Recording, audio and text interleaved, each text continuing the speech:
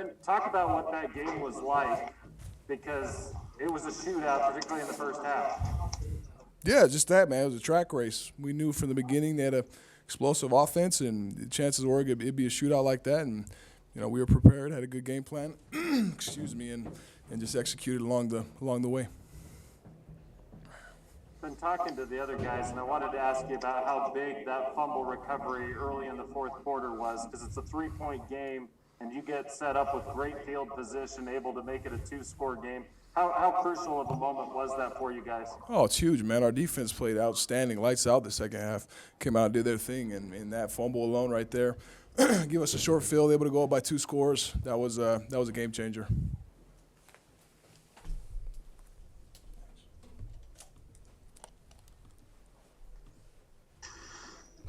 Jaren, just looking at Tyler Algier and what he was able to accomplish for you guys on offense, 266 yards, career high, 5 touchdowns.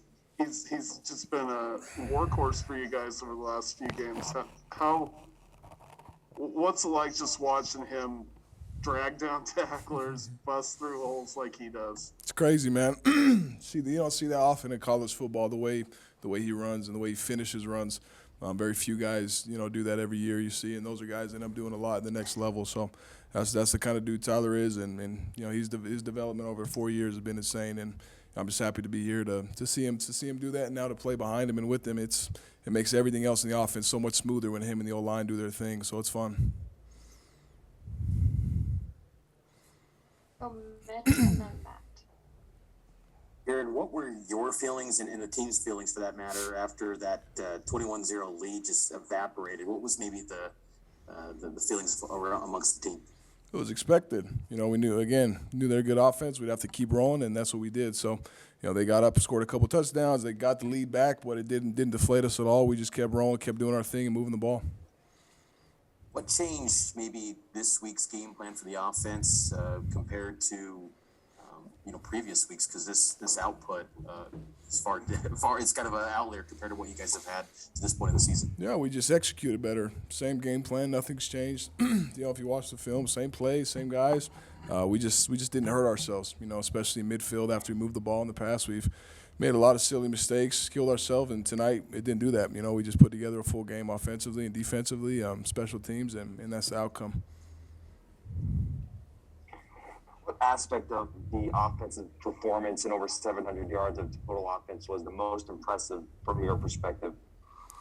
I think someone said we had 30-some first downs, something like that. So just the ability to move the ball, to convert on third downs and to keep the drives going. First downs, getting gains, and you can get positive gains. I just felt like everything was flowing. So I don't know if there's one thing in particular, a night like tonight, but for sure, just the ability to stay on the field, which we haven't done great in the past. And what's impressed you about Puka Nakua's performance over the last couple of weeks? 8 receptions, over 100 yards. How has he developed this season? Yeah, everyone knows Puka. Knew he's a guy coming in, so we're just thankful to have him and Sam to join us, join Gunner and Neil out there and our tight ends. Puka just gets better every week, as do all our guys. And so it's nice to have a threat out there down the field, a guy who can take handoffs and run around the edge. And for us, we got four wideouts that can do all that. Jay and then Matt. Jaren, some people said you guys couldn't afford to get in a shootout with them. How gratifying is it for you? You went toe-to-toe with basically one of the best quarterbacks in the country, at least in the statistical categories. How gratifying was it for you personally? That quarterback's a stud, man. All respect and love for that kid, man. He played hard and he did his thing. So I hope he's doing okay after the game, health-wise. But, hey, man, we bet on ourselves, At the end of the day, it comes down to it. The guys in the building every week, the guys on our team and our coaching staff, we know we're capable of, and I think we did a good job showing that tonight. Jaren, I've brought this up before, but I think this is essentially your 8th full game of being a collegiate football player, quarterback.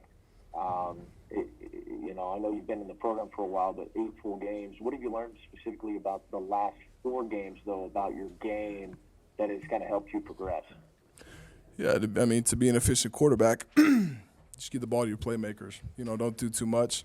Take what the defense gives you. That's something we harp on a lot. Take your shots when they're there. And so for me, with the studs we have, a wide receiver, a tight end, and especially running back with Peeny and with Tyler, just get them the ball in space, just like tonight. Let them go do the work. Keep it simple. Do you feel like the playbook gradually, as you've gotten healthier, has opened up a little bit more from Aaron Roderick's standpoint with your health increasing? Yeah, no, I'm healthy, so I think the playbook is as open as it ever will be, and it's been the case for a couple weeks. So I don't think that's ever been a concern or a worry for us. If I'm out there, whoever's out there, you got to be able to play the game you need to play to win at the end of the day, or else you shouldn't play. So playbook's always open. A-Rod's an absolute genius when it comes to calling plays, and he has a great feel for the game. So I love him and love playing behind him and following him. Thanks, Jaren. Thank you, guys.